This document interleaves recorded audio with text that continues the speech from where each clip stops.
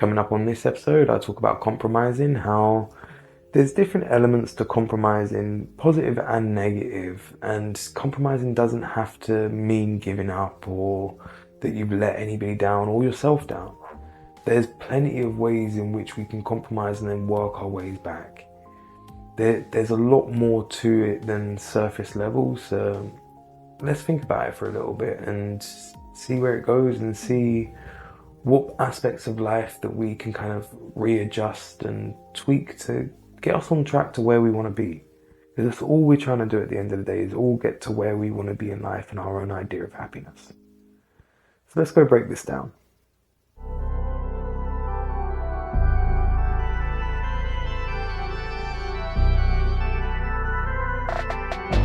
What's going on, beautiful people? This is the Perspective Chasers podcast, and I'm your host, John. On this episode, I'm thinking about compromise and finding a way. And as always, it's derived from my own life. Like, it's something that I constantly end up having to do, and whether it be because of my own lack of doing things or just sometimes what you want versus what you can achieve are two completely different things. And that applies to many aspects of life. So learning to compromise and learning when to compromise for the better and when you're compromising for the worst is going to be a massive thing in life. And as anything, it's something that I'm still ongoing with my understanding of it. But I've been doing a lot of thinking about it lately, and there are a lot of benefits to compromising in to what may seem like a negative sense or within that regard. So like related to the podcast, when I started, I didn't really know what I was doing, but I had a vague idea what a podcast was and a vague idea of how to do it.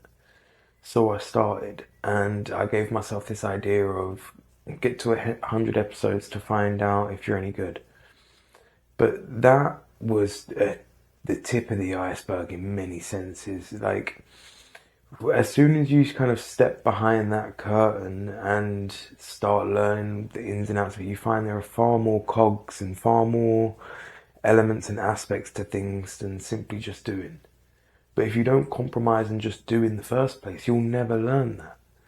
So sometimes by chucking yourself in that deep water, having a baptism by fire, you'll find out and you'll learn far more, far quicker than you will sitting on the sidelines taking notes and trying to analyze the game.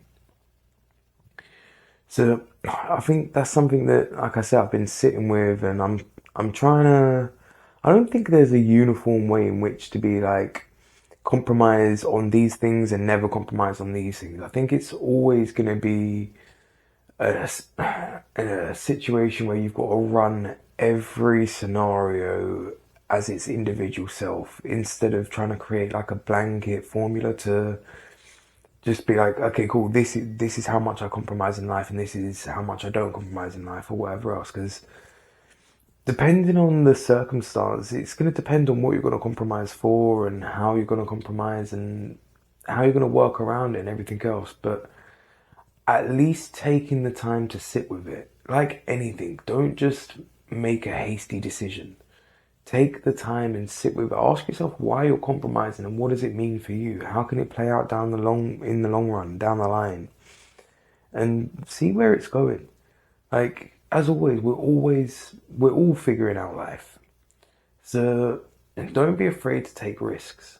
But the thing is, like, if you're not afraid to compromise, if you feel like if you compromise, you're selling yourself short, that's also a way to protect yourself. And this is what I realized when I was thinking about it, where it's like, if you're not willing to put yourself out there and take the risk and compromise in what you want or what you're doing, you'll never find that way to make it work. Just because you've got your mind set on it or your heart set on it or whatever, doesn't mean it's going to come true or it's going to be true or it's going to come to fruition or whatever else. It takes action. But again, that action you won't understand until you start taking it. Like, to watch the theory of something, or to read the theory of something rather, and to watch it out in practice are two completely different things. Like, even down to language itself. How many words are not pronounced how they're read? So if you only ever read that word, your pronunciation of it is always going to be different to somebody else that was taught that word by somebody else and who experienced it in use in the real world. So all of these different things are going to shape our reality. So understanding their impact and what these things are going to have on yourself, and understanding as well that when you compromise, it's not necessarily a reflection on yourself. Like, it's not to say that you haven't got the strength of character or whatever else. It's simply that that way wasn't the right way. And there's no shame in admitting that or accepting that. Like, you can't expect every path you try in life to be the right path. Eventually, you're going to hit a dead end. You're going to take a wrong turn. You're going to need to turn back. There's no shame in that. But I think in today's society, especially with the internet and how nothing's ever forgotten, things are constantly dredged up from the past and everything else, that people live in fear of that. They live in fear of like, oh, if I said this once, I've got to forever stick by it. Or if I understood it this way once, or if I was taught this, or da da da. And they stick with these ideas, or they think that, oh, if I go back on my word, these people are going to think of me this way or that way. But again, like, if you've genuinely thought about it and you've justified it to yourself, not only does their opinion not matter, but it's irrelevant to begin with, because you've justified it to yourself.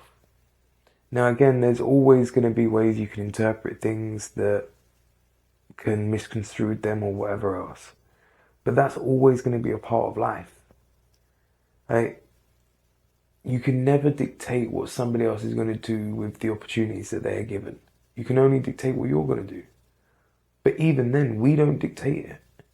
If you're letting life push you about and other people dictate your behaviors and influence what you do in your life, how much of your life is you? So this is what I'm saying about like that careful line of compromise. Because if you're always compromising and if you're always giving up on what you want, how much of you is left? Whereas if you never compromise and you always want exactly what you set your mind on, where's the room for interpretation or other influence to grow your ideas or change them and help them become something that they wasn't? Do you know what I mean? Like, I always have this idea of you can't create something with a single object. So if I give you a stick, you only have a stick. Unless you break it into two sticks or you start carving it with another tool or whatever else, you'll only ever have a stick. But once you add in another element, you've got potential to make drumsticks, a pair of sticks, a cross, a crucifix, an archway, whatever. There's potential to make something more than just a stick now because you've got something else to work with beyond that stick. And I think ideas are the same way. So if you keep your ideas to yourself and everything else, yeah, cool, they might still be something. But having that open door to other people to interpret your ideas and influence them, I think it's going to add far more value to your ideas, and I think it's just fun. Like, so don't kind of be a ball hog in that sense with your ideas. Like, share them. Like, even if you have a bad experience and somebody steals your ideas or whatever else, guess what? It's just an idea. You had one once, you'll have them again. But that experience, that learning curve that you'd go through in that time, the amount you'd learn about people, the amount you'd learn about yourself and everything else, those lessons would be invaluable. And they only come if you're willing to let other people in, which means you'd have to compromise on your way. So there's so many elements to compromise. And again, there's going to be pros and cons. There is always going to be in life. But how you choose to mediate them, how you choose to dictate them, what you choose to do with them, that's what's going to define your life. When you choose to compromise and when you choose to stick to your guns, that's going to define you. And if you're letting other people push you around and everything else, there's going to be very little of you there. So take the time to sit with yourself, understand what you want, why you want it, how you plan on getting there. and then what you can actually do realistically to get there. Like I say, for me, to relate it to the pod, when I started, I had no option to rent a pod studio or space or this, that, or whatever else. But I had a way that I could compromise and make things work. Is it perfect? No, it has its bumps, it has its downfalls and everything else, but have I found a way to make it work? I think so. And there's loads of areas in life in which we can do this, in which it might not be 100% what you want, but you can compromise and get a level of what you want and slowly build it over time. And to me, like, if you said you can have 100% of something in 10 years, but you can have no experience of it in the meantime, or you could have 50% of something now and experience 10% more every 2 years over the next 10 years, what would you choose? Well, I'd choose the 50% now and then 10% more. If what I'm going to end up with in the end is going to essentially amount to the same, I'd rather experience it for longer and have that benefit. So the benefits for the pod, for me, they're endless, they're bountiful. But it still has its hiccups, much like anything in life. But if I hadn't started it where I did, I wouldn't be where I am now. I wouldn't have learned the things that I've learned. I wouldn't have gone through the things that I've gone through, and I wouldn't have grown to the point that I have. And I think I have grown since starting the pod, not just in how I think about life, how I approach life, but how I give advice to other people, how I view things in life. And it all started because I compromised on that initial idea. I had a big dream and I compromised and started small. I started where I could. And there is massive lessons in that. I've done the same thing with personal training. I've done the same thing with security. Like, whatever instance I look at in my life, I've done the same thing, because we all want to start at the top. We all want to start where things are good, where things are fun, where things are exciting. But that's not where they begin. You start off a movie, you start off reading a book, and they have to lay the foundations. They have to build character arcs. They have to build out the story. It takes time. When you actually look at it, probably the first half of a film or a book is simply building up the context and building up the characters. So now look at your life. The first half of it is just going to be you building up your life, building up the characters, building up who you are and discovering life. And if you're constantly observing others, watching shows and everything else, and you're distracted from your own life, that focus on growth and that development drastically slows down. So make sure you are checking in with yourself. Make sure you are checking in on your emotions, on how you feel, on how you are mentally, how you are physically. All these things are what are important, not the latest show or the latest fashion. That's where you can compromise, because it's always going to change. Like, I guarantee you, if you don't keep up with the latest phone, as soon as you kind of break that cycle and you get over that bump of, oh, everyone's going to think X, Y, Z of me because I ain't got the latest phone. As soon as you get over that and everybody settles down, you'll realize that they're waiting for the next new phone. And it's literally just a perpetual cycle. So stepping outside of that cycle does yourself a massive favor. And there's many ways to do that. Like I say, to me, doing the podcast was one. Because once I become a creator of content, I then started viewing other people's content differently. So then when I'm sitting there consuming other people's stuff, I think to myself, well, hold up. I'm spending time consuming other people's stuff. That's me wasting time. I could be out there creating stuff for other people to consume. Because I'm willing to take action where other people's ain't, there is progress to be made there. And that's valuable, and that can happen for so many of us. But there's a lot to think about when it comes to compromise. And that's just the tip of the iceberg. But there is, like I say, a lot of value to it.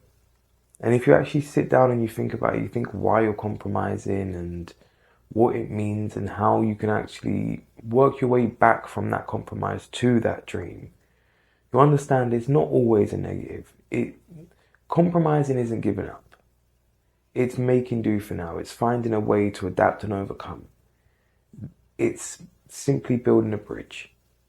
So don't be so hard on yourself, and take the time to actually sit with your thoughts. See what you want and see how you can get there. And see what barriers you're putting up for yourself. Because sometimes when we dream too big, that becomes the barrier, because we don't know where to start. So compromising a little bit and starting smaller could always be a good place to start. I'm going to wrap this episode up there. The seed for this episode is going to be: take some time and think about how much you consume in the world compared to how much you put out in the world.